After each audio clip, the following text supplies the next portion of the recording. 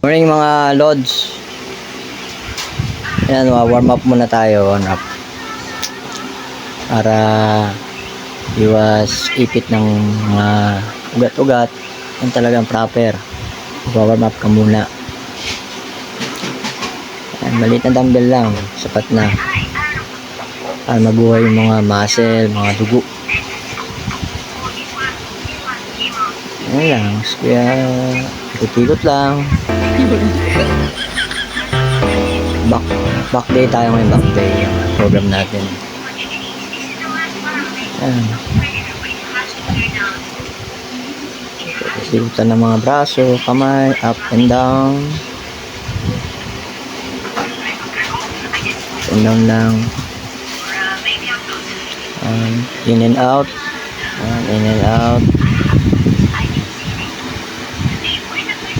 Kuha tayo ng dumbbell kettle.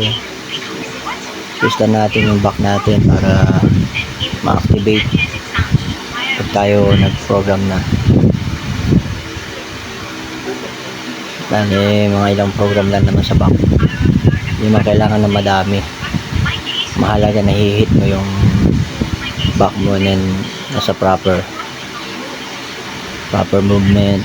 Ayan. Okay, start na tayo guys. Ayan idol, bago tayo magsimula, magandang tulong yan. Nilalagay kong yan strap sa kamay, pampalakas sumila. Nakalaking bagay niyan para sa back, pang pull, para hindi bumitaw yung kamay mo. Parang jowa mo, para wag bumitaw sa'yo. Magandang bagay yan. Ito unang program for the back, lat pull down. Nakita mo naman, kinakapit ko yung aking strap sa bakal. Kasi nga, laking tulong niya pagka hihilayan mo yung bakal. Ayan, makapit sa kamay. Laking tulong talaga siya. Ayan.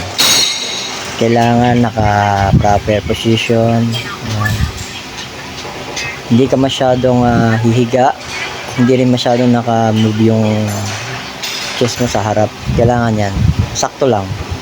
Then, hihilahin mo pababa. Squeeze mo yung likod mo. Yan.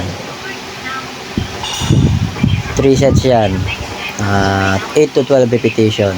Kung kaya mo pandagdagan yung bigat niya, pwede naman. Basta yung kaya mo lang hilahin. Ito naman, next program natin, close grip pull down.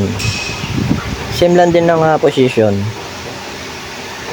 Huwag mong masyadong bibilisan kasi nagkakaroon ng momentum. Sayang ang iyong pagod. Hindi masyadong matatamaan yung back mo. Dahan-dahan lang hila. Ayan. Squeeze mo yung likod. Ayan. 3 sets lang din, 8 to 12 repetition. Ayan. Yung kayang bigat lang.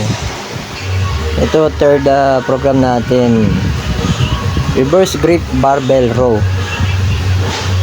Kailangan yung position ng likod mo dyan naka-bend talaga, hindi siya naka-angat or nakaantay sa hip mo. Ayan, makikita mo. Ayan, naka-reverse yung grip ko para yung tama sa back niyan talagang solid. Ayan, yung kayang bigat lang. Ayan, bend mo yung yan. Ayan. Huwag masyado nakaangat yung likod. Talaga nakabend siya. Then, squeeze mo yung likod. Ayan. 8 to 12 repetition lang. Yung kayang bigat lang.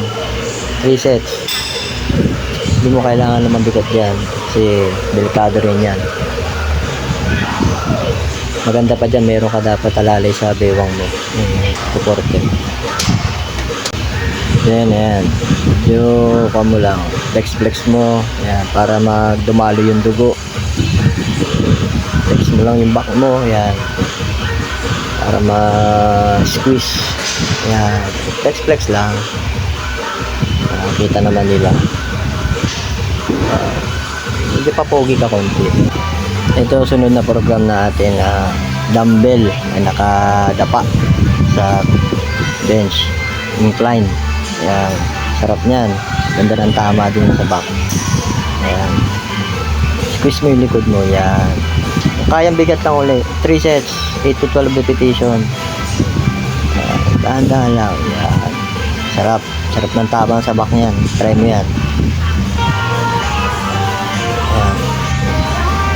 Last set, rope pull down. Hindi na kailangan masyado mabigat. Basta ma-hit mo lang yung back mo. Pinaka last set ko na yan pagka ako nagbabak. Tamaan lang, ma-hit lang yun talaga yung back mo. Yung proper position. Kailangan hindi tumatama sa tricep.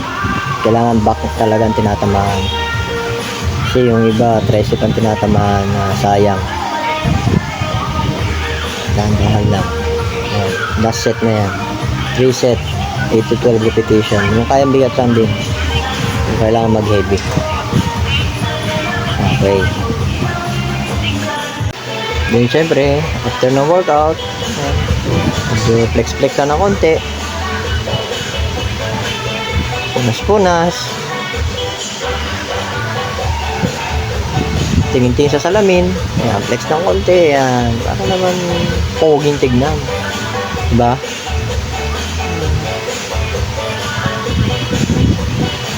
Lahat naman may process. Hindi mo kailangan madali. Oh my God! Back. Wow! At the back. Ayan. Okay. Yari na. Uwian na. Ano lang. Sipag lang talaga ang kailangan. Lahat hindi minamadali sa proseso. Okay, thank you.